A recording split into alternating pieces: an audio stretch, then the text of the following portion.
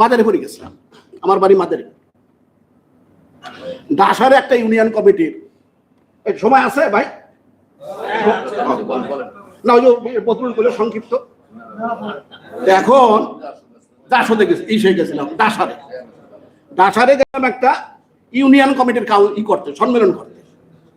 আমাদের জহিরুল হক শাহজাদা মেয়ে আছে ম্যাডামের অ্যাডভাইজার, ওই যে আমিনুল হক সাহেব ম্যাডামের অ্যাডভাইজার, ওই অ্যাডভাইজার উনি ছিল প্রধান অতিথি। উনি আবার ওনার স্ত্রী ছাড়া কথা যায় না, ইয়াসমিনা হক ওনার স্ত্রী, বিএনপি নির্বাহী কমিটির সদস্য, সাবেক এমপি। উনি গেছিল, আমাদের শরিয়াতপুরের প্রেসিডেন্ট কাম সদস্য কেন্দ্রীয় কমিটি শফিকুর রহমান কিরণ গেছিল, আমি গেছিলাম। সেখানে ৩-৩.৫০০ লোক হয়েছিল। আর ওনাদের সর্বসাকুল্যে সারা পৃথিবী জোগাড় করিয়া লোক হয়েছিল ৩০০। তাহলে এটা কিভাবে টেকবে বলেন, কিভাবে এটা টেকবে? এখন দেখতেছি যে একজন আর একজনকে বহিষ্কার করে। ওই চাঁদা তুলতে যায়, চাঁদা তোলার পরে কেউ হয়তো আগে নিয়ে আসে, কেউ হয়তো পরে দিয়ে ভাগ পায় না, কেউ হয়তো আপনার পাইয়া আবার এই বগল দাবা করিয়া ফেলে, আমাকে খোরশেদের মতন। হয়তো দেখলে এই ১০০ টাকা ফাইলের মধ্যে ৬০ টাকা আলাদা করিয়া হালায়, এই নিয়ে লাগায় গন্ডগোল। এই করতে করতে কিছুদিন যাবত দেখতে যে বহিষ্কার পাল্টা বহিষ্কার, নানান রকমের ঘটনা। ক্যারিজমেটিক লিডারের আমি একটা উদাহরণ দিই। কাশেম ভাই তো আমাদের নেতা। কাশেম ভাই যখন যেদিন ওনার ব্যাপারে বলা হয় নাই, তাহলে আমি ঋণী থাইকা যাবো। কাশেম ভাই যেদিন ছাত্র দলের সাধারণ সম্পাদক হয়, তার 3 দিন পরে তার সাথে আমার পরিচয় হয় SM হলে। উনি সেই দিন আমাদের 38 জন নেতা কর্মীদের চাটা খাওয়াইছিল, অনেক টাকা বিল হয়েছিল SM হলের ক্যান্টিনে। আমি যখন ঢাকা ইউনিভার্সিটিতে অনার্সে ভর্তি হবো করে ঘোরাঘুরি করতেছিলাম, আর শহীদুল্লাহ হলে 232 নাম্বার থাকতাম। আর এক কাশেম ভাই ডুবে, তার বাড়ি ছিল চাঁদপুর, হেও আবুল কাশেম, গেস্ট হিসাবে ছিলাম। ঠিক আছে নি এই আপনার ইতিহাস। তো যাই হোক, ক্যারিজমেটিক লিডারের একটা বৈশিষ্ট্য, একটা কথা আমি বলি আপনাদের কাছে। 1991 সনের 27শে ফেব্রুয়ারি যে নির্বাচনটা হলো পৃথিবীর মধ্যে সবচেয়ে স্বচ্ছ নির্বাচন, এই নির্বাচন বাংলাদেশে আর হবে না। শহীদ রাষ্ট্রপতি জিয়াউর রহমানের মতো রাষ্ট্রপতি বাংলাদেশের আসবে না, আর আসবে না। শহীদ রাষ্ট্রপতি জিয়াউর রহমানের মতো সৎ, আদর্শবান, ন্যায়পরায়ণ, সাহসী যোদ্ধা এই লোক আর আসবে না বাংলাদেশে। এবং বেগম জিয়া যে নির্বাচনে প্রথম প্রধানমন্ত্রী হয়েছিল 1991 সনের 27শে আপনার ফেব্রুয়ারিতে, ওই নির্বাচন বাংলাদেশে আর হবে না। নির্বাচন যতই হোক একটু বিতর্ক থাকবে। এই যেমন ইউনূস সাহেব এখন নির্বাচন নিয়ে বিতর্ক শুরু করছে, এই নানান রকমের বিতর্ক হবে সামনে। তা আমি একটা উদাহরণ দিই, ক্যারিজমেটিক লিডারের। ওই শেখ হাসিনা তো নানান রকমের কথা কয়, ও তো কথার কোনো বাপ মা নাই। ওর আওয়ামী লীগেরই আপনার অভ্যাস হলে খাইবে বেশি, কথা কইবে বেশি, কাম করবে কম, কোনো কাম নাই, কথা বেশি। উনি ইন্ডিয়া গেল নির্বাচনের মধ্যে যাইয়া দমদম এয়ারপোর্টে নামার পরে বলল, সাংবাদিকরা জিজ্ঞাইল যে কি আপনাদের দেশে নির্বাচনের কি অবস্থা? বলে বিএনপি 10-12টা সিট পাইতে পারে, কোনো আমলেই নিল না। শেখ হাসিনা আসলো দেশে, ওর 4 দিন পরে দেশনেত্রী বেগম খালেদা জিয়ার উত্তরবঙ্গ সফর। ইনকিলাবে রিপোর্ট করলো যে দেশনেত্রী বেগম খালেদা জিয়া উত্তরবঙ্গ সফর করছেন। কোন কোন পত্রিকায় রিপোর্ট করলো যে বেগম জিয়ার উত্তরবঙ্গ সফর খুব ভালো হয়েছে। ইত্তেফাকের নাদিমউদ্দিন মস্তান নামে একজন বিরাট সাংবাদিক ছিল, কাশেম ভাই চেনবে, যারা পুরাতন, তোমরা চেনবা না, এই যে যারা এই যে হুডি নিয়ে ই করো তারাও চেনবা না।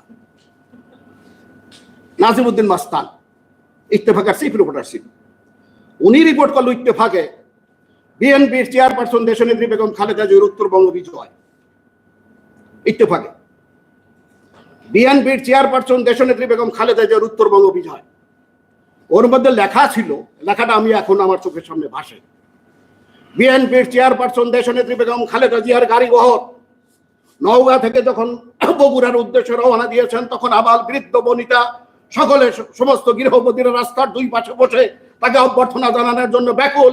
এবং বগুড়ার বর্ডারে যখন পড়লো, তখন তার কমলের স্ত্রী পুতুলকে দেখার জন্য সমস্ত নারী পুরুষ ঘর থেকে বেরিয়ে আসলো বেগম জিয়াকে আলিঙ্গন করার জন্য, বেগম জিয়াকে অভ্যর্থনা করার জন্য।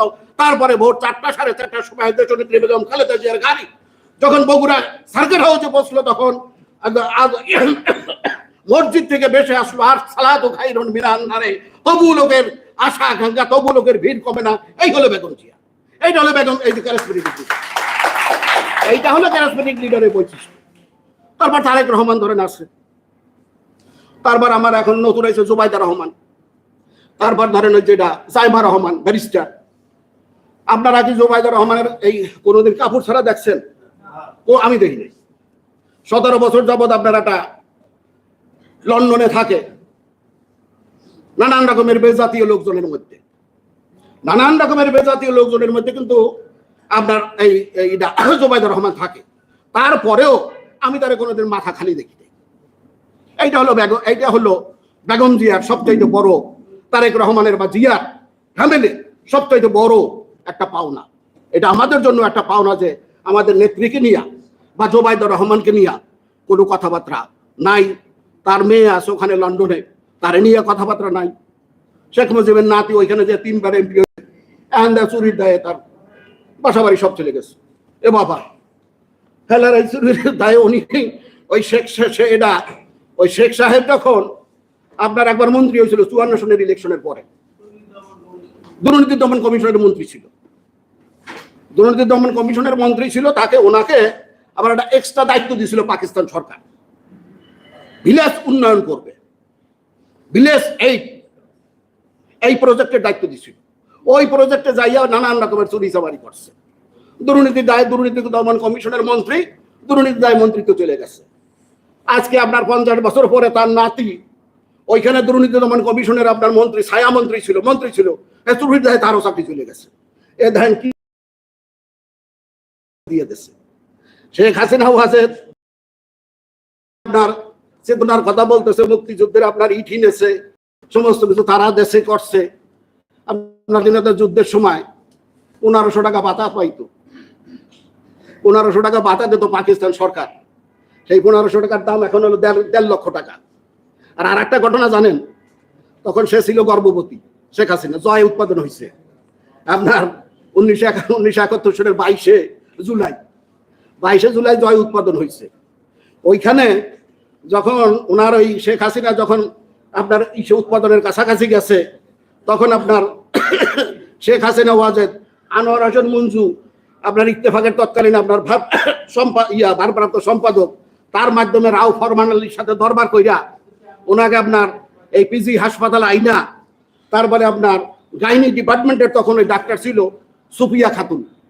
সুফিয়া খাতুনের নেতৃত্বে, পাকিস্তানিদের নেতৃত্বে আপনার এই হয়েছে, আপনার সন্তান আপনার হয়েছে, প্রসব। এখানে তারা হয়তো আমরা মুক্তিযুদ্ধ, সারা দেশের মুক্তিযুদ্ধ, জিয়াউর রহমান কি এর মুক্তিযুদ্ধ, দেশের মুক্তিযোদ্ধা নাই, তারাই কয় বাপ্পাটা হলো মুক্তিযোদ্ধা দেশে। তো আমাদের মাঝে ইতিমধ্যে এখনই উপস্থিত হয়েছেন আজকের এই আলোচনা সভার প্রধান অতিথি, গণপ্রজাতন্ত্রী বাংলাদেশ সরকারের সাবেক মন্ত্রী, বিএনপি জাতীয় স্থায়ী কমিটির অন্যতম সদস্য জনাব ডক্টর আব্দুল মঈন খান। আমরা করতালির মাধ্যমে তাকে সাদর সম্ভাষণ জানাচ্ছি।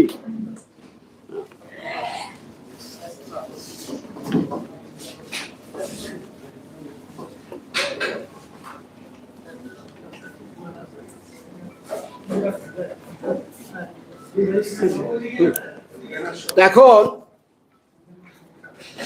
শহীদ রাষ্ট্রপতি জিয়াউর রহমান যে আধিপত্যবাদ বিরোধী ছিলেন সেটা আমাদের সাজু ভাই ভালো বলতে পারবে। এই যে আমাদের প্রেস ক্লাব, এই যে প্রেস ক্লাবটা দেখেন না, এই প্রেস ক্লাবের জায়গা, এই প্রেস ক্লাবের টাকা দিয়েছিল শহীদ রাষ্ট্রপতি জিয়াউর রহমান। তখন আগা খান জায়গা দিতে চাইছিল, টাকা দিতে চাইছিল।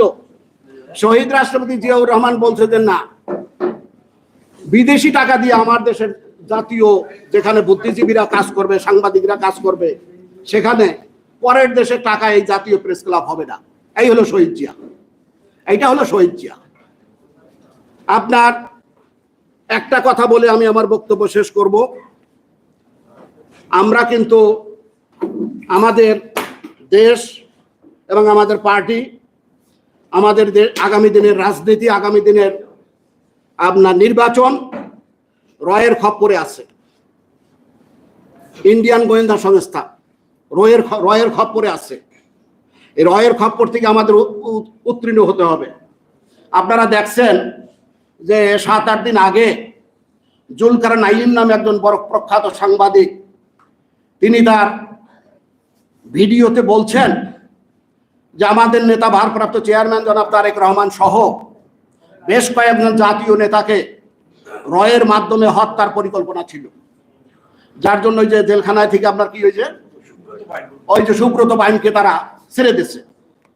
এই সুব্রত বাহিনীর নেতৃত্বে তারা আমাদের নেতা তারেক রহমান সহ আরো কিছু নেতৃবৃন্দকে হত্যা করে দেশে একটা অরাজকতা বাঁচাবে। ওই যে আপনার 2001-এ যখন বিএনপি সরকার হইল, সেই সরকারের পরে কিন্তু আওয়ামী লীগ থেকে বলা হচ্ছিল যে ট্রাম্প কার্ড দিব এপ্রিলে, ট্রাম্প কার্ড আছে আমাদের কাছে, জলিল বলতেছিল, জলিল তখন আওয়ামী লীগের সাধারণ সম্পাদক। তা আমরা প্রথমে ওইটা আমলে নেই, পরে দেখা গেল যে ওটার মধ্যে একটা গুরু রহস্য আছে। কি গুরু রহস্য? আপনার এপ্রিল মাসে 1 থেকে 3 তারিখ পর্যন্ত বিভিন্ন দেশ থেকে এবং কয়েকটা এনজিওর লোক হয় না, ঢাকাতে 10-12 লাখ লোকজন জোগাড় করে বিএনপি সরকারের বিরুদ্ধে অবস্থান ধর্মঘট করে পতন ঘটাবে।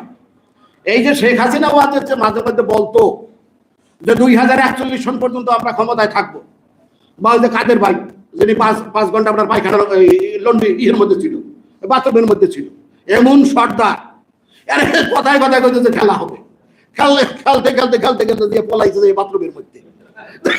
কি খেলা রে ভাই, খেলোয়াড়ই পাওয়া গেল না, গেল বাথরুমে স্ত্রী নিয়ে। আর একজন হলো কেটা সমারে জাউল করি হে আসিল বলে 4 ঘন্টা কচুরি মানার মধ্যে। কি খেলোয়াড় এক একজন। আমি তো আগেই কইছিলাম যে পুলিশ মিডিয়ার আনসার ছাড়া তোমাদের খেলার কোনো যোগ্যতা নাই। পুলিশ মিডিয়ার আনসার ছাড়া বিএনপির সাথে, আমি তো ছাত্র দলের সেক্রেটারি ছিলাম এক সময়, খুলনা ছাত্র দলের, ও দেখছি বহু খেলোয়াড়, আমি বহু খেলোয়াড় দেখছি আমি। হ্যাঁ, তাই খেলোয়াড় ওগুলো আমাদের কাছে গুলাই না, পুলিশ মিডিয়ার আনসার ছাড়া। পুলিশ মিডিয়ার নাই, পায়খানার মধ্যে পলাইছে যাইয়া। তা যাই হোক, যে কথা বলতেছিলাম, শহীদ রাষ্ট্রপতি জিয়াউর রহমান, তুমি গোটা কেন, শহীদ রাষ্ট্রপতি জিয়াউর রহমান শাহাদাত বরণ করেছিলেন রয়ের পরিকল্পনায়। যখন স্বাধীনতা যুদ্ধ হয় তখন ভারতের প্রধানমন্ত্রী ছিল শ্রীমতী ইন্দিরা গান্ধী। 75-এ যখন আপনার 7ই নভেম্বর হয় তখন ভারতের প্রধানমন্ত্রী ছিলেন শ্রীমতী ইন্দিরা গান্ধী। তখন তিনি শহীদ রাষ্ট্রপতি জিয়াউর রহমান ক্ষমতা আসার পরে বলছিলেন যে তালপট্টি আমাদের থাকবে, তালপট্টি আমাদের থাকতে হবে না, বাংলাদেশের অবিচ্ছেদ্য অংশ। এরপরে 77 সনে শ্রীমতী ইন্দিরা গান্ধী গড়ের মাঠের একটা জনসভায় বলেছিলেন যে বাংলাদেশের এক ছোকরা মেজর আমাকে হুমকি দেয়। জিয়াউর রহমান সম্বন্ধে বলেছিলেন যে বাংলাদেশের একজন ছোকরা মেজর আমাকে হুমকি দেয়। তখন তিনি রকে লাগিয়ে দিয়েছিলেন জিয়াউর রহমানের বিরুদ্ধে।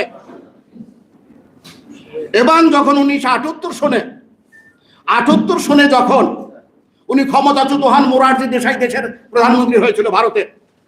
মোরারজি দেশাই রয়ের চিফকে ডেকেছিলেন যে তোমার এই আশপাশের ব্যাপারে তুমি কি করতে চাও, কি অবস্থা, তোমাদের প্রোগ্রাম কি? আমি আমাদের প্রোগ্রাম হচ্ছে বাংলাদেশের প্রধানমন্ত্রী, বাংলাদেশের প্রেসিডেন্টকে হত্যা করা, জিয়াকে। বলতে খবর একটা স্বাধীন দেশের প্রেসিডেন্ট জিয়াউর রহমান, তারা তোমরা হত্যা করবা কে, কারণটা কি? বলে হ্যাঁ স্যার, এটা পূর্বের সিদ্ধান্ত আছে, ওটা করা যাবে না। মোরারজি দেশাই বলে যে ফাইল তোমরা অফ করো। বলে স্যার, ওই প্রোগ্রাম যদি আমরা অফ করি তাহলে বাংলাদেশে আমাদের 7,000 যারা এজেন্ট আছে তারা মারা যাবে। বলতে 7,000 কেন, 14,000 মারা গেল, ওটা বন্ধ করতে হবে। ওই ফাইল বন্ধ হলো। মোরারজি দেশাই 1.5 বছরের মাথায় ক্ষমতাচ্যুত হলো। ইন্দিরা গান্ধী প্রধানমন্ত্রী হলেন। রয়ের ষড়যন্ত্রে শেখ হাসিনাকে বাংলাদেশে প্রেরণ করা হলো এবং আমাদের নেতা জিয়াউর রহমান 30শে মেতে শাহাদাত বরণ করলেন রয়ের ষড়যন্ত্রে। সেই ষড়যন্ত্র হলো এখন তারেক রহমানের বিরুদ্ধে চলছে। আমাদেরকে সকলকে সজাগ থাকতে হবে। সেই ষড়যন্ত্র শুরু হয়েছে, সেই ষড়যন্ত্রের বিরুদ্ধে আমাদের সকলকে সজাগ থাকতে হবে। এই কথা বলে আমি আমার বক্তব্য শেষ করছি। খোদা হাফেজ। বাংলাদেশ জিন্দাবাদ, বাংলাদেশ জাতীয়তাবাদী দল জিন্দাবাদ, দেশনেত্রী বেগম খালেদা জিয়া জিন্দাবাদ, আমাদের নেতা তারেক রহমান জিন্দাবাদ।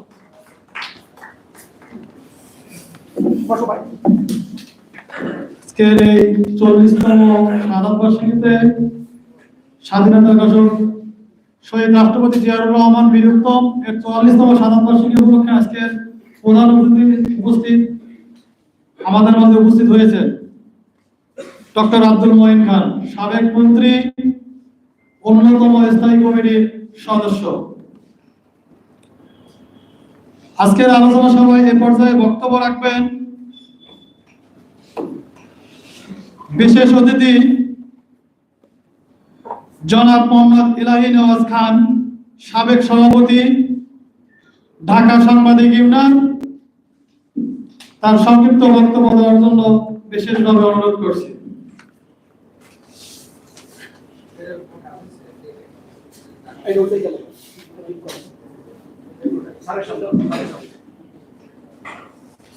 বিসমিল্লাহির রহমানির রহিম।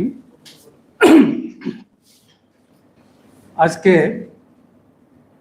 বাংলাদেশ মফস্বল সাংবাদিক অ্যাসোসিয়েশন উদ্যোগে আয়োজিত শহীদ প্রেসিডেন্ট জিয়া রহমানের উপর যে স্মরণ সভা, তার অতিথিবৃন্দ এবং আমার অত্যন্ত প্রিয় মানুষ একজন মঈন ভাই, যার কারণে এতক্ষণ এখানে বসেছিলাম। আমার একটা অনেক জরুরি কাজ আছে, চলে যেতাম শুধু মঈন ভাইয়ের জন্যে। আমার জানা যে মঈন ভাই যখন তথ্যমন্ত্রী ছিলেন তখন পাকিস্তানে একটা তথ্যমন্ত্রী সমাবেশে একটা অসাধারণ বক্তৃতা দিয়েছিলেন। আমার এখনো মনে আছে যে বাংলাদেশের কোনো তথ্যমন্ত্রী আমি কখনো দেখি নাই যে বিদেশে একটা চমৎকার এত সুন্দর একটা বক্তৃতা দিতে পারেন। আর আপনারা সবাই জানেন যে তার ক্যারিয়ার।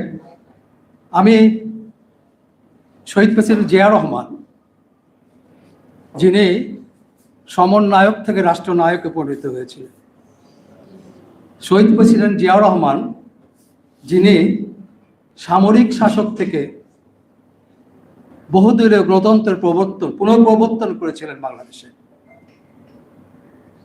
বাংলাদেশের রাজনীতির ইতিহাসে, কেন মনে হয় সারা পৃথিবীর রাজনৈতিক ইতিহাসে শহীদ প্রেসিডেন্ট একমাত্র সামরিক শাসক যিনি, আমি আরেকটু পিছনে যে বলতে চাই যে যেসব রাজনৈতিক নেতারা পাকিস্তানের আমলে সংবাদপত্রের স্বাধীনতা গণতন্ত্রের জন্য যুদ্ধ করেছিলেন, তারাই স্বাধীনতার পরে বাংলাদেশে গণতন্ত্রের কবর রচনা করে একদলীয় শাসন কায়েম করেছিলেন।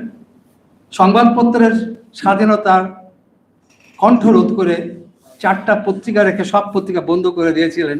আর আমাদের জানা ইতিহাসের মধ্যে এটাই একমাত্র সামরিক শাসক হিসেবে এসেছিলেন, যিনি একজন রাজনৈতিক নেতা, সমস্ত রাজনৈতিক দলকে নিষিদ্ধ করে একদল কায়েম করেছিলেন। একজন রাজনৈতিক নেতা সংবাদপত্রের স্বাধীনতার কণ্ঠরোধ করেছিলেন, আর একজন সামরিক শাসক বহুদলীয় গণতন্ত্র প্রতিষ্ঠা করেছেন এবং সংবাদপত্রের স্বাধীনতা কায়েম করেছেন, সেটা হলো জিয়া রহমান। কোনো সামরিক শাসক পৃথিবীর ইতিহাসে কোথাও এই ধরনের নজির স্থাপন করেন নাই। আমি আমার ব্যক্তিগত জীবনে বহুবার লিখেছি যে আমি যাকে ফ্রান্সের প্রেসিডেন্ট ট্যাগলের সাথে তুলনা করে থাকি, নাসেরের সাথে তুলনা করে থাকি, তারপরে জিয়া রহমান। এবং আমি জিয়া রহমান প্রতিষ্ঠিত, আপনারা হয়তো অনেকে দেখেনি নাই, সেটা 1979 সালে দৈনিক দেশ নামে একটা পত্রিকা প্রতিষ্ঠা করেছিলেন। আমি সেই পত্রিকাতে শুরুর থেকে ছিলাম। আমার মনে আছে 79 সালের 18 জুলাই প্রথম এই পত্রিকা বের করেছিলেন। এবং তিনি একমাত্র প্রেসিডেন্ট যিনি আমাদেরকে বলে দিয়েছিলেন যে বাংলাদেশের নিজস্ব একটা ভাষা স্টাইল থাকতে হবে, এবং আমরা কি লিখবো না লিখবো তিনি বলে দিয়েছিলেন। কোনো রাজনৈতিক নেতা কিন্তু বলেন নাই। তিনি যাকে বলা হয় সামরিক ক্যান্টনমেন্ট থেকে আসা একজন ব্যক্তি হিসাবে সম্বোধন করে থাকে আওয়ামী লীগ। এবং সে ভাষা স্টাইলটা কি ছিল, যে পশ্চিম বাংলায় বলা হয় রাষ্ট্রপতি, আমরা বলবো প্রেসিডেন্ট। এবং এইভাবে আমাদের নিজস্ব, আপনারা জানেন যে ব্রিটেন এবং আমেরিকা দুইটা কিন্তু একই জায়গার থেকে যাওয়া, কিন্তু তারা নিজস্ব, আমেরিকাতে আর একটা নিজের জাতিসত্তাকে তৈরি করার জন্য আমেরিকা তার নিজস্ব ভাষা স্টাইল তৈরি করছে। সুতরাং পশ্চিমবাংলার থেকে আমাদের বাংলাদেশের জাতীয়তাবাদ আলাদা একটা বৈশিষ্ট্য দেওয়ার জন্য তিনি এই ভাষা স্টাইলটা করতে চেয়েছিলেন, এবং আমরা সেটা ফলো করতাম। দুর্ভাগ্যজনকভাবে হলেও পরবর্তীকালে বিএনপি সেই নিজস্ব ভাষা স্টাইলটাকে ধরে রাখার চেষ্টা করে নাই।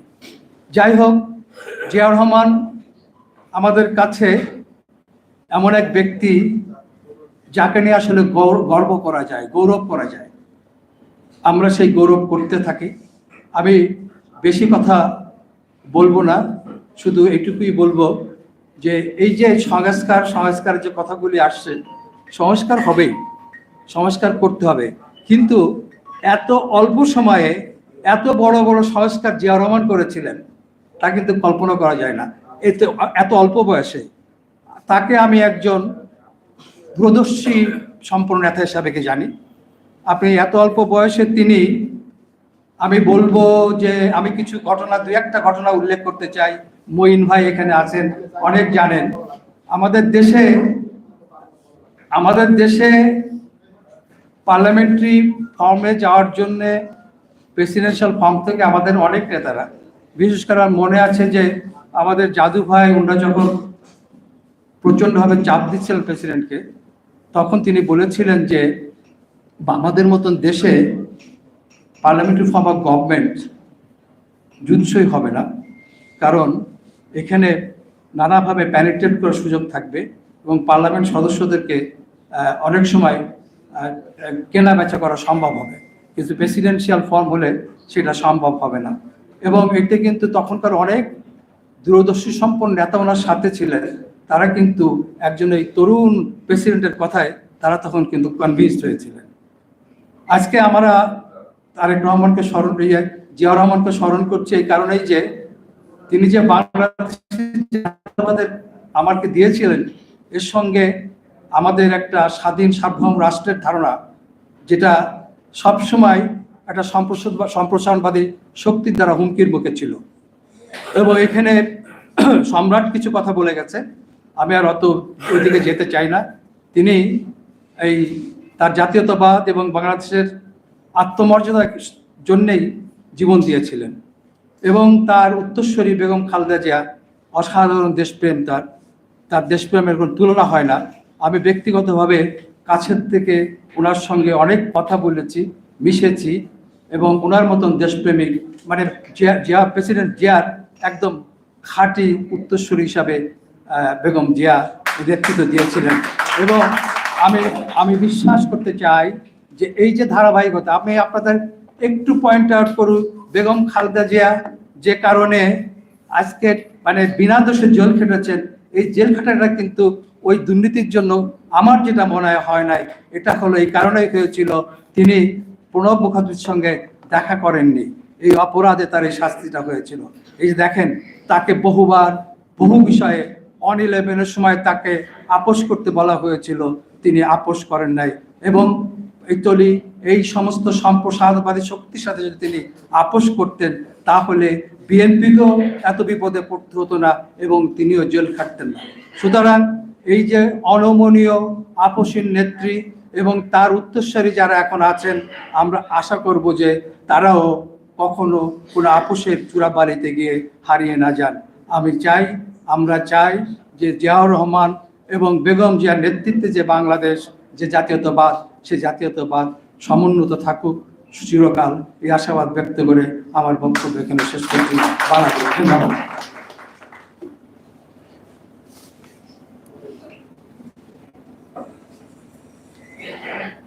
আজকের এই আলোচনা সভায় এ পর্যায়ে বক্তব্য দেবেন জনাব ইঞ্জিনিয়ার আব্দুল সোবহান, সদস্য বিএনপি জাতীয় নির্বাহী কমিটি।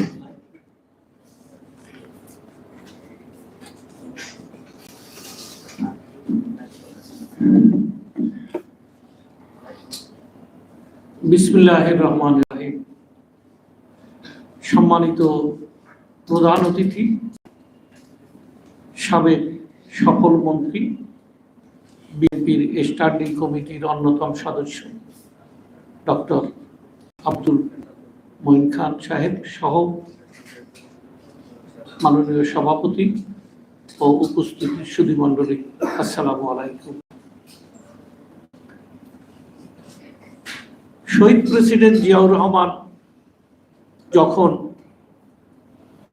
স্বাধীনতার ঘোষণা দেন, তখন আমি সবেমাত্র বুয়েট বা বাংলাদেশ ইঞ্জিনিয়ারিং ইউনিভার্সিটিতে ভর্তি হয়েছি। ক্লাস তখনও শুরু হয়নি, আমি গ্রামের বাড়িতেই আছি, আমার গ্রামের বাড়ি শুধু বরিশালের গৌনদী এলাকায়। আমাদের বাড়িতে একটা রেডিও ছিল, এক ব্যান্ডের রেডিও। আমরা ওই রেডিও শুনতাম। তাই বিকালবেলা যখন আমার বাজার থেকে গ্রামের বাড়িতে আসি, তখন দেখি যে লোকজন রেডিও শুনছে আর তারা বলছেন যে জিয়াউর রহমান স্বাধীনতা ঘোষণা করেছেন। মানুষের ভিতরে সে কি আনন্দ উৎসব আমি দেখেছি। এবং জিয়াউর রহমানের আদর্শে দীক্ষিত হয়ে তার ঘোষণায় আমিও মুক্তিযুদ্ধে অংশগ্রহণ করেছিলাম। জিয়াউর রহমান উনি শুধু স্বাধীনতাই ঘোষণা করেননি, উনি সশস্ত্র সংগ্রাম করেছেন, দেশকে স্বাধীন করেছেন। আর অপরদিকে আমরা যদি তাকাই দেখি, শেখ মুজিবুর তখন কোথায় ছিলেন, হাসিনা কোথায় ছিলেন। এবং আমাদের এক ভাই বলে গেছেন যে আর্মির ক্যান্টনমেন্ট থেকে ওনাদের ভাতা আসতো, শুধু ভাতাই নয়, ওনাদের বাসায় ক্যান্টনমেন্ট থেকে খাবার আসতো। জিয়াউর রহমানের যে বিশাল চরিত্রের মহত্ব, সেই মহত্ব আকৃষ্ট হয়ে আমি বিএনপিতে জয়েন করি এবং সেই থেকে আমি বিএনপিতেই আছি এবং বিএনপির আদর্শ প্রচার করে যাচ্ছি। আমি শুধু একটা কথা বলতে চাই, জিয়াউর রহমানের 19 দফা কর্মসূচি, এই 19 দফা কর্মসূচি বাস্তবায়ন করার জন্য খাল কাটার কর্মসূচিতে উনি আমাদের গৌরদীতে প্রোগ্রাম করেছিলেন, যার জন্য আমাদের উনি যে খালটা কেটেছিলেন ওখানে লোকাল আমাদের এলাকার লোকজন বলে জিয়া খাল। আমরা সেই জিয়া খালে আমিও শরীক হয়েছিলাম। এই জিয়া খাল, ওই খালটা, আমি শুধু ওই খালটার এই বর্ণনা দেই, ওই খালটা কাটায় আমাদের অঞ্চলের ইরিগেশনের, নদী থেকে পানি যেত, পানির সুফল জনগণ পেয়েছে, আমাদের ওই অঞ্চলের ধানের উৎপাদন বেশি হয়েছে, আমরা মাছও খেয়েছি ওই নদীতে। শুধু তাই নয়, উনি বলছিলেন যে আপনারা খালের পারে গাছ লাগাবেন। উনি এও বলেছিলেন যে আপনারা ফলের গাছ লাগাবেন। ফলের গাছ লাগানোর জন্য দুটো কারণ আছে, একটা হলো মানুষ তো খাবেই, পশু পাখি খাবে, পশু পাখি বৃদ্ধি পাবে এবং এনভায়রনমেন্ট অত্যন্ত ভালো থাকবে। তারই ধারাবাহিকতায়, সেই 19 দফার ধারাবাহিকতায় আমি মনে করি আমাদের দেশ নায়ক তারেক রহমান সাহেব আজ থেকে 2 থেকে 2.5 বছর আগে 31 দফা কর্মসূচি ঘোষণা করেছেন। আজকে আমাদের যেসব বুদ্ধিজীবীরা সংস্কার কথা বলে, অথচ তারেক রহমান সাহেব 2.5 বছর আগে এই 31 দফা কর্মসূচি ঘোষণা করেছিলেন। দেশকে ভালোবাসার কি মহান দৃষ্টান্ত, আপনারা চিন্তা করে দেখুন। সুতরাং আজকে অনেকে অনেক ধরনের কথা বলে যে এই জুলাই আগস্টের আন্দোলনে বিএনপির নাকি কোনো অবদান নাই। ভালো কথা, বিএনপির 30,000 লোকের নামে মামলা মকদ্দমা জেল খেটেছে আর 30 লক্ষ মামলা হয়েছে। সুতরাং এটা কি কিছুই না। আর আপনারা যদি চিন্তা করে দেখেন, কোনো জিনিস কিন্তু একদিনে হয় না, কোনো জিনিসেই সফলতা লাভ করে না। আল্লাহ রব্বুল আলামিন আমাদের যে সৃষ্টি করেছেন, তাও মার পেটে আমাদের 10 মাস 10 দিন রেখেছেন, তারপর আমরা মানুষ হয়েছি, মানুষ রূপে উনি আমাদের ভূমিষ্ঠ করেছেন। সুতরাং আমি ওই সব ভাইদের বলবো, আপনারা চিন্তা ভাবনা করে কথা বলবেন। আর আমার কথা বাড়াবো না, আমি সবাই শ্রদ্ধা জানিয়ে দেশনেত্রী বেগম খালেদা জিয়ার সুস্বাস্থ্য কামনা, তারেক রহমানের সুস্বাস্থ্য কামনা ও সুস্থভাবে দেশে আসবেন, আর জিয়াউর রহমানের প্রতি সশ্রদ্ধ শ্রদ্ধা জানিয়ে আল্লাহ রব্বুল আলামিন ওনাকে ভেস্তে নসিব করুন। এই কথা বলে আমি আমার বক্তব্য শেষ করছি। সবাই ভালো থাকুন, সুস্থ থাকুন। আসসালামু আলাইকুম।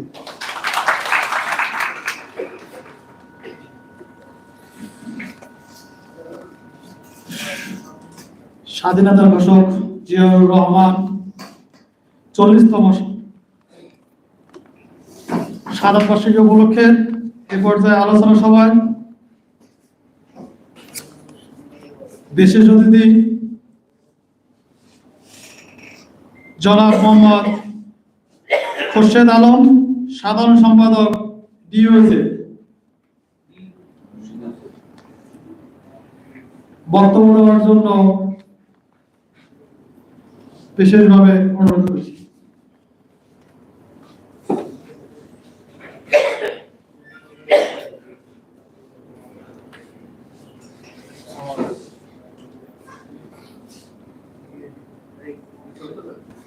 বিসমিল্লাহির রহমানির রহিম। শহীদ প্রেসিডেন্ট জিয়াউর রহমানের ৪৪তম শাহাদত বার্ষিকী উপলক্ষে আয়োজিত আজকের এই আলোচনা সভার সম্মানিত সভাপতি, উপস্থিত সম্মানিত নেতৃবৃন্দ, সমবেত ভাই ও বোনেরা, আসসালামু আলাইকুম। আমি শহীদ প্রেসিডেন্ট জিয়াউর রহমানের প্রথমে তার রুহের মাগফিরাত কামনা করছি।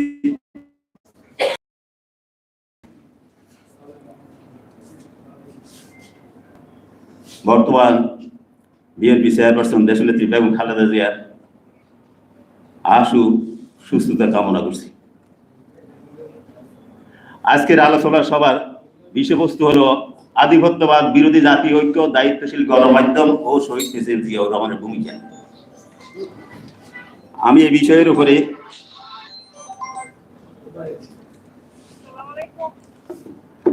বিষয়ের উপরে দু একটি কথা বলে আমার বক্তব্য শেষ করব। বিশেষ করে আজকের প্রধান অতিথি জনাব ডক্টর মঈন খান স্যার। আমি দৈনিক দিনকালে 23 বছর চাকরি করেছিলাম।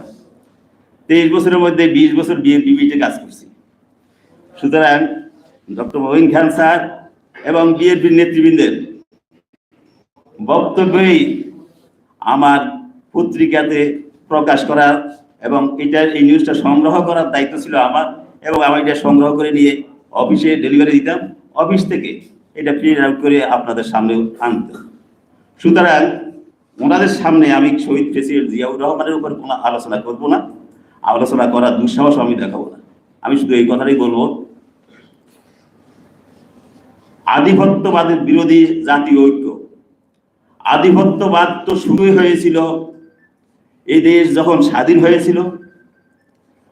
স্বাধীন হওয়ার পর পরাজিত শক্তি যখন আত্মসমর্পণ করে, সে আত্মসমর্পণ কালে এদেশের আমাদের মুক্তিযুদ্ধের সর্বাধিনায়ক জেনারেল ওসমানীকে অন্ধকারে ডার্কে রেখে আধিপত্যবাদী শক্তি তাদের কাছে পরাজিত শক্তির আত্মসমর্পণে মুসলেখা বা সেখানে সই স্বাক্ষর করতে বাধ্য হয়েছিল।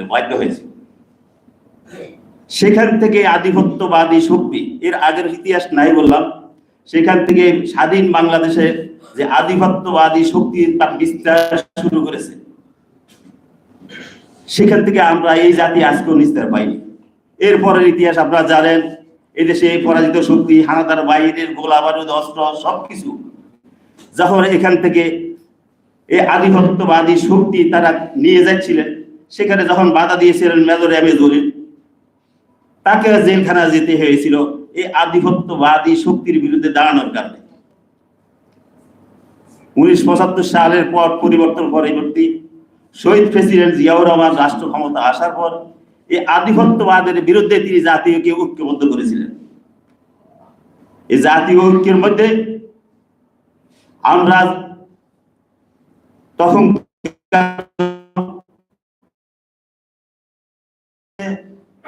এই দেশের সকল জাতি, সকল দল মত নির্বিশেষে সকলে ঐক্যবদ্ধ হয়েছিলেন, জাতিকে ঐক্যবদ্ধ হওয়ার ডাক দিয়েছিলেন শহীদ প্রেসিডেন্ট জিয়াউর রহমান। আর সেই ডাকে সাড়া দিয়ে সকল যখন ঐক্যবদ্ধ হয়ে দেশকে গড়ার কাজে শহীদ প্রেসিডেন্ট জিয়াউর রহমান নিজে বাইর বলে গেছেন খাল কাটাটা। আমি নোয়াখালী কলেজের ফার্স্ট ইয়ারের ছাত্র ছিলাম। আমি নিজে সেই খাল কাটতে চরে আমাদের ওই মাইজদি শহর থেকে, নোয়াখালী শহর থেকে বোধহয় 10 মাইল দূরে একটা চর আছে, সেই চরে গিয়েছিলাম খাল কাটতে। আমাদেরকে খাল কাটার কাজে নিয়ে যাওয়া হয়েছিল। এইভাবে দেশকে তিনি যখন নাকি সামনের দিকে এগিয়ে নিয়ে যাওয়ার কাজ শুরু করেছিলেন, আর তখনই সেই আধিপত্যবাদী শক্তি তাদের এখানকার এজেন্ডা মিলে শহীদ জিয়াউর রহমানকে এই দুনিয়া থেকে সরিয়ে দিয়েছিলেন। আজকের এই প্রেক্ষাপটে আমরা দেখতে পাচ্ছি সে আধিপত্যবাদী শক্তির থাবা এখন পর্যন্ত আমাদের উপরে আছে এবং তারা তাদের এখনো বিভিন্নভাবে তারা বিস্তার করে চলছে। বন্ধুরা, গণমাধ্যমের ভূমিকা, গণমাধ্যম তো আপনারা জানেন স্বাধীনতা উত্তর পরবর্তী পর্যায়ে আমাদের গণমাধ্যমের কি অবস্থা হয়েছিল। একদলীয় শাসনের মধ্যে দিয়ে শহীদ প্রেসিডেন্ট জিয়াউর রহমান ক্ষমতা গ্রহণের পর তিনি মুক্ত গণমাধ্যম এই ফুল ফুটার ক্ষেত্র তৈরি করেছিলেন, গণমাধ্যমকে মুক্ত করে দিয়েছিলেন। যেখানে বাদশাহী শাসন আমলে মাত্র 4টি পত্রিকা ছিল, সেই জায়গায় শহীদ প্রেসিডেন্ট জিয়াউর রহমান সকল পত্রিকার দ্বার উন্মোচন করে দিয়েছেন। প্রেসিডেন্ট জিয়ার পরবর্তী পর্যায়ে বেগম খালেদা জিয়ার আমলে একইভাবে আমরা সাংবাদিকরা সাংবাদিকতা করেছিলাম এবং সংবাদপত্রগুলো তাদের অবাধ বিচরণ ছিল এবং তারা মুক্তভাবে তাদের মত প্রকাশ করেছিল। কিন্তু পরবর্তী পর্যায়ে সংবাদপত্রগুলো, বিশেষ করে আমি খুব সংক্ষেপে কথাগুলো বলে শেষ করছি, আমরা গত 16 বছরে দেখেছি সংবাদপত্রের উপর আমাদের কি ধরনের নির্যাতন টর্চার হয়েছিল। প্রতিটা অফিসে আপনি 2008 সালের পর থেকে 16-17 সাল পর্যন্ত এমন কোন রাত ছিল না যে রাতে সংবাদপত্র অফিসে বিশেষ জায়গা থেকে টেলিফোন আসে নাই যে এই সংবাদ দেওয়া যাবে না, এইভাবে করতে হবে, ওইভাবে করতে হবে। সুতরাং গণমাধ্যমে মুক্ত কখনো ছিল না। গণমাধ্যম একমাত্র শহীদ প্রেসিডেন্ট জিয়াউর রহমানের আমল এবং বেগম খালেদা জিয়ার শাসন আমলে ওই বাংলাদেশে গণমাধ্যম মুক্ত ছিল। আর গণমাধ্যম তার মুক্ত কখনো অবস্থায় ছিল না। আজকে যে অবস্থায় আছে, আজকে আমরা গণমাধ্যম মুক্ত বলতে পারবো না। এই কারণে আমরা আসলে কিন্তু সবকিছু এখন পর্যন্ত আমাদের সাংবাদিকরা এখনো যেখানে যেখানে যারা বসে আছে, গত 16 বছর যারা যেখানে বসেছিল তারা সেখানে এখনো বসে আছে। বসে থেকে তারা যেই কোনো ভাবে, যে কোনো কৌশলে তারা সেই কর্মকাণ্ডগুলো পরিচালনা করছে আধিপত্যবাদী শক্তির পক্ষে এবং ফ্যাসিস্টের পক্ষে। তারা যে কোনো ভাবে ফাঁক ফোকর পেলে তারা সেইভাবে কার্যক্রম পরিচালনা করছে। সুতরাং আজকে আমরা গণমাধ্যম পুরো স্বাধীন মুক্ত গণমাধ্যম বলতে যেটা, সেটা আজকেও আমরা দেখছি না এবং সেইভাবে এখন পর্যন্ত গণমাধ্যম মুক্ত হয়নি। আমি আশা করি আগামীতে বিএনপি ক্ষমতা আসবে, নির্বাচন হবে, নির্বাচন পরবর্তী গণমাধ্যম আবার মুক্ত হবে এবং আধিপত্যবাদ বিরোধী এই দেশের গণমানুষ, আজকে দেখেন সমস্ত জাতি আধিপত্যবাদের 10% বাদ দিতে পারেন আপনি, 90% লোক আধিপত্যবাদের বিরুদ্ধে। সেই জায়গায় যদি এই ধারণাকে ধারণ করে আগামী দিনে রাষ্ট্র পরিচালনা করা যায়, আমার বিশ্বাস আধিপত্যবাদী শক্তি যত বড় শক্তি হোক না কেন, কিন্তু আমাদের কাছে স্থায়ী হবে না যদি আমরা তাদেরকে কোনো ধরনের স্পেস না দিই। আমরা আশা করি আগামীতে যারা রাষ্ট্র ক্ষমতা আসবেন তারা সেই বিষয়টি মনে রাখবেন। এই আহ্বান জানিয়ে এবং সকলের ধন্যবাদ জানিয়ে শেষ করছি। আসসালামু আলাইকুম ওয়া রাহমাতুল্লাহ।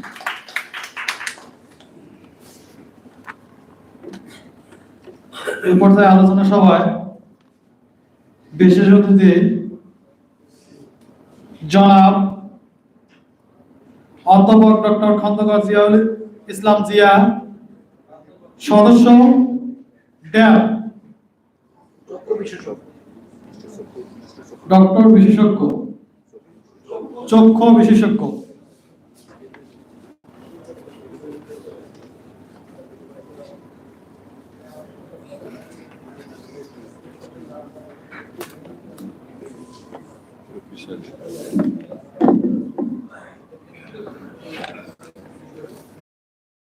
আধুনিক বাংলাদেশের রূপকার রাষ্ট্রনায়ক শহীদ প্রেসিডেন্ট জিয়াউর রহমানের 44তম মৃত্যুবার্ষিকী উপলক্ষে এই আলোচনা সভার সম্মানিত সভাপতি জনাব শাখাওয়াত ইবনে চৌধুরী,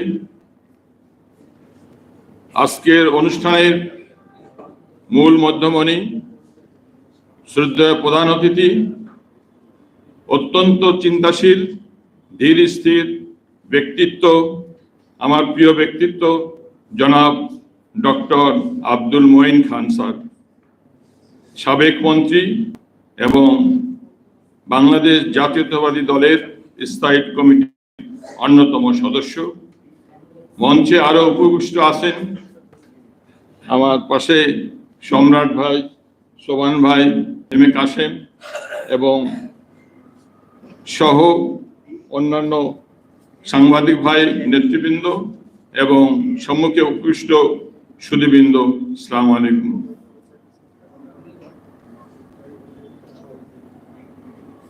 সাখাওয়াত ভাই অত্যন্ত একজন সাধারণ মানুষ এবং চিন্তাশীল, এবং উনি দেশকে নিয়ে, জনগণকে নিয়ে মুক্ত কথা নিয়ে চিন্তা করেন। আজকে আমরা দীর্ঘ 17 বছরের লড়াই এবং সংগ্রাম মধ্য দিয়ে, অত্যাচার, জুলুম, নির্যাতনের মধ্য দিয়ে, গুম খুনের মধ্য দিয়ে এবং এই 5ই আগস্টের 34শে জুলাইয়ের অভ্যুত্থানের মধ্য দিয়ে আজকে আমরা এখানে উপবিষ্ট হতে পেরেছি এবং কিছু না হলেও মুক্ত কথা বলতে পারছি। এটি আজকে আমরা অর্জন করেছি, যে আজকে এই অনুষ্ঠানের মূল প্রতিপাদ্য হচ্ছে আধিপত্যবাদ, গণমাধ্যম এবং শহীদ প্রেসিডেন্ট জিয়াউর রহমান। আমি সংক্ষেপে শেষ করে দেব। আজকে যে সংস্কারের কথা বলা হচ্ছে, শহীদ রাষ্ট্রপতি জিয়াউর রহমানই সংস্কার প্রথম শুরু করেছিলেন। যখন এদেশের হাল ধরার কেউ ছিল না, সেই সময় উনি ডিক্লেয়ার করেছেন, I do hereby declare Major Zia on behalf of independence of Bangladesh. সেদিন বাংলাদেশের আপামর 7.5 কোটি মানুষের মধ্যে 3.5 কোটি মানুষ মুক্তিযুদ্ধে ঝাঁপিয়ে পড়ে আজকে দেশকে মুক্ত করেছিলেন। সেই একইভাবে আমাদের মানুষের যে মুক্ত কথা বলার অধিকারকে খর্ব করেছিলেন, বাকশালী শাসন ব্যবস্থা কায়েম করে একদলীয় শাসন ব্যবস্থা নিয়েছিলেন। সেই ব্যবস্থার সংস্কার কিন্তু আমাদের শহীদ রাষ্ট্রপতি জিয়াউর রহমান বহুদলীয় গণতন্ত্রের মাধ্যমে এদেশে এটা আনয়ন করেছিলেন। একইভাবে আজকে যে গণমাধ্যমের মুক্ত কণ্ঠ, তাকে তার গলা চিপে ধরে সমস্ত সংবাদপত্রকে বন্ধ করে 4টি সংবাদপত্র রেখে দেওয়া ছিল। সেই সংবাদপত্রের স্বাধীনতা শহীদ রাষ্ট্রপতি জিয়াউর রহমানই দিয়েছিলেন। আজকে যখন গণতন্ত্র বারবার ধাক্কা খেতে থাকে, গণতন্ত্রের হাতকে যারা অনিষ্ট করতে চায়, সেই আপসী নেত্রী বেগম খালেদা জিয়াকে দীর্ঘ 9 বছর সংগ্রাম করে গণতন্ত্র পুনরুদ্ধার করতে হয়েছিল। এই গণতন্ত্র আবার গলা টিপে ধরে স্বৈর শাসকে আবিষ্কার হয়েছিল। সেই স্বৈর শাসক যে চিন্তা করে নাই যে তাকে পলায়ন করতে হবে দৌড় দিয়ে, বেগম জিয়া বলেছিলেন যে আমার বিদেশ কোনো দেশ জায়গা নেই, দেশেই আমার স্থান। তাকে সেদিন ক্যান্টনমেন্টের বাড়ি থেকে এক কাপড়ে বের করে দিয়েছিল। তার শাস্তি আল্লাহ তাআলা দিয়েছেন। আমরা বাংলাদেশের জনগণ সেটা দেখতে পেয়েছি। তাই আজকে যে সংস্কারের নামে যে প্রশাসনকে একে অপরের বিরুদ্ধে যে লেলিয়ে দেওয়া হচ্ছে, আমি ইউনূস মাননীয় প্রধান আপনাকে বিশেষভাবে অনুরোধ করব, আপনি একজন নোবেল লরিয়েট এবং নোবেল লরিয়েট সারা বিশ্বে পরিচিত। একইভাবে দেশ আল্লাহ তাআলা আপনাকে যেহেতু একটু সম্মানের জায়গায় দিয়েছেন, সেই সম্মানটুকু ধরে রাখার জন্য আপনি এই সংস্কারের নামে আর দীর্ঘায়িত না করে যতটুকু সংস্কার আমার প্রয়োজন, এইটুকু সংস্কার করে অনতিবিলম্বে একটি অবাধ ও সুষ্ঠু নিরপেক্ষ নির্বাচনের মাধ্যমে জনগণের হাত ক্ষমতা জনগণকে ফিরিয়ে দিন। এটি হবে আজকে আপনি যদি এই কাজটি করেন, তার ইতিহাসে আপনি শ্রেষ্ঠ ব্যক্তিত্ব নোবেল লরিয়েট হিসাবে থাকবেন। নতুবা অনেক নোবেল লরিয়েট হারিয়ে গেছে দেশ এবং সারা বিশ্ব থেকে। এই অবস্থায় যে আপনাকে আমরা বাংলাদেশের জনগণ দেখতে চাই। আপনাকে সম্বর্ধনা এবং সম্বোধন বেগম খালেদা জিয়া সংসদে আপনাকে অভিভাষণের মাধ্যমে জ্ঞাপন করেছেন। একইভাবে বাংলাদেশের জাতীয়তাবাদী দলেই তাকে আপনাকে নাগরিক সম্বর্ধনা দিয়েছে। আপনি কি আজকে সব ভুলে গেছেন? অতএব আপনি আজকে সংস্কারের নামে যে প্রহসন আমাদের একের অন্যের বিরুদ্ধে তৈরি করেছেন, এটি থেকে আপনি বিরত থেকে অনতিবিলম্বে একটি সমাধানের যোগ্য উপাদানে এসে যতটুকু মৌলিক সংস্কার কি, একটি আপনি নির্বাচনকে গ্রহণযোগ্য করার জন্য নিম্নতম সংস্কার, একটি আপনি পুলিশ কমিশন সংস্কার করেন, একটি আপনি অ্যাডমিনিস্ট্রেটিভ সংস্কার করেন, একটি নির্বাচন কমিশন সংস্কার করেন। আর এই সংস্কারের মধ্য দিয়ে এতটুকু হলেই আমাদের একটা নির্বাচন ব্যবস্থা, একটা উপযোগী পরিবেশ তৈরি হবে, যে পরিবেশের মাধ্যমে আমরা যে একটি গ্রহণযোগ্য নির্বাচনে উপনীত হতে পারব। গণমাধ্যম এবং সাংবাদিক ভাইয়েরা আমাদের জাতীয় বিবেক, আবার গণমাধ্যম হচ্ছে সমাজের দর্পণ। আজকে যে অর্থনীতির কথা বলা হচ্ছে, অর্থনীতির যে জিডিপি, যে প্রবৃদ্ধি, যদি মুদ্রাস্ফীতি এবং জিডিপি যদি গ্রোথ সমান্তরাল ভাবে না উপনীত হয়, না চলে, দেশ অর্থনীতিতে ভঙ্গুর অবস্থায় চলে যাবে। আজকে আপনারা যে বাজেট দিয়েছেন, যে বাজেটে লিখছেন 7,90,000, তার মধ্যে 2,80,000 ঘাটতি, তার মানে আপনি এই আভ্যন্তরীণ এই ঘাটতি মেটাবেন কোথা থেকে? এই যদি আপনার এই অবস্থায় থাকে, তাহলে আপনি তো বিনিয়োগ আসবে না। আভ্যন্তরীণ বিনিয়োগ এবং আমার বৈদেশিক বিনিয়োগের মাধ্যমে যদি আমার অর্থনীতি সচল না থাকে, তাহলে কয়েকদিন পরে দেখবেন যে দেশ একটি ভঙ্গুর অবস্থায় চলে গেছে। আজকে এই গণমাধ্যমের, আমি এই পত্রিকা যদি প্রথম আলো মাঝে মাঝে একসে কথাবার্তা বলে, কিন্তু আজকে যে ফিচারটা তৈরি করেছে, এই ফিচারের মাধ্যমেই আপনি দেখতে পারেন যে এখানে ডক্টর সালেউদ্দিন সাহেব অত্যন্ত চিন্তিত অবস্থায় উনি আছেন যে আমি এই যে বাজেট দিলাম, এই বাজেটকে আমি কিভাবে এটিকে দেশের জন্য একটি সুন্দর ব্যবস্থা তৈরি করে আনতে হবে। কিন্তু অত্যন্ত চিন্তাশীল অবস্থায় আছে। আমার মনে হয় বাংলাদেশ ব্যাংকের জন্য গভর্নর যখন ছিলেন উনি, তখনও উনি এই চিন্তিত অবস্থায় ছিলেন না। একইভাবে বাংলাদেশ ব্যাংকের গভর্নর, ওনাকে দায়িত্ব দেওয়া হয়েছে বিদেশ থেকে আপনি অর্থ যেগুলো পাচার হয়েছে এগুলো আনেন। এগুলো তো সময় সাপেক্ষ ব্যাপার। এই সময় সাপেক্ষ ব্যাপারে আপনি এই অর্থ যোগান দেওয়া সম্ভব না। একইভাবে আপনি দেখেন আজকে একটি মব জাস্টিসের মাধ্যমে দেশকে একটি অরাজক অবস্থার মধ্যে তৈরি করে দেওয়া হয়েছে। এই অরাজক অবস্থা থেকে আমরা মুক্তি চাই। আজকে আইন শৃঙ্খলা পরিস্থিতি ঢাকা সহ সারা দেশে একটি বিশৃঙ্খল অবস্থার মধ্যে আইন শৃঙ্খলা পরিস্থিতি আপনারা সকলেই বুঝেছেন, জানতে পারছেন, দেখতে পাচ্ছেন। এবং আমি এই আইন শৃঙ্খলা এই অব্যবস্থার মধ্যে আমি আমার ছোট ভাইকে হারিয়েছি। 28 অক্টোবর আমার ছোট ভাইকে গুলিবিদ্ধ হয়েছে চোখের মধ্যে, এবং সেই ছোট ভাইকে আমি এই সরকারের এই আইন শৃঙ্খলা এই অব্যবস্থার মধ্যে আমি আমার ভাইকে হারিয়েছি। আমি এই কথাগুলি আর ব্যক্ত করতে চাই না। আমি আজকে দেখতে চাই যে জাতীয় একটা ঐক্যমতের মধ্যে আপনি এসে গেছেন, যে সংস্কার তো একটা চলমান প্রক্রিয়া, যে প্রক্রিয়া শহীদ রাষ্ট্রপতি জিয়াউর রহমান শুরু করেছিলেন, বেগম খালেদা দিয়ে দিয়েছেন, আজকের তারুণ্যের নেতৃত্ব, বাংলাদেশের সকলের যে নেতৃত্ব জনাব তারেক রহমানের মাধ্যমে যে একটি দফা সংস্কার এসেছে। আপনারা তো এই সংস্কার যেগুলি ব্যাখ্যা দিয়েছেন, সেই ব্যাখ্যার মধ্যে সবগুলো এর মধ্যে আমাদের সংশ্লিষ্ট করা আছে। আপনি কি এমসিকিউ তৈরি করে একটা ম্যাচাকার ক্রিয়েটিভ একটা আপনার কোয়েশ্চেনারি তৈরি করেছেন, যাতে অন্তর্কলহ সৃষ্টি করে দেশকে অস্থিতিশীলতার মধ্যে ঠেলে দিয়ে আপনি কি একটি সুন্দর জায়গায় থাকতে পারবেন? না, কখনোই থাকতে পারবেন না। সেজন্য আপনি প্রত্যেকটা জায়গায় আজকে দেশে অস্থিরতা তৈরি করছেন। একইভাবে পত্রিকায় সেই জন্য আজকে পত্রিকাটাকে ধন্যবাদ জ্ঞাপন না করে আমি পারছি না। উনি আজকে লিখছেন যে কোন অ্যাডভেঞ্চারের অংশ হওয়া বাংলাদেশের জন্য ঝুঁকিপূর্ণ। আপনারা বুঝতে পারছেন যে কোন অ্যাডভেঞ্চারের কথা বলছি আমরা। আজকে যে করিডোরের কথা বলে, এবং আজকে যে আমাদের রাষ্ট্রের যে একমাত্র নৌবন্দর, সেটিকে যে আপনি বলছেন যে একজনের হাতে দিয়ে আমরা এটাকে একটি আধুনিক ব্যবস্থায়, আপনি একটি দেশের কনসালটেন্সি নিতে পারেন, একটি দেশের পরামর্শ নিতে পারেন, কিন্তু একটি দেশকে একটি নৌবন্দর, আমাদের একমাত্র বন্দরকে অন্য রাষ্ট্রের হাতে তুলে দিতে পারেন না। অতএব এই জিনিসগুলি আপনার একসঙ্গে নেওয়া ঠিক হবে না।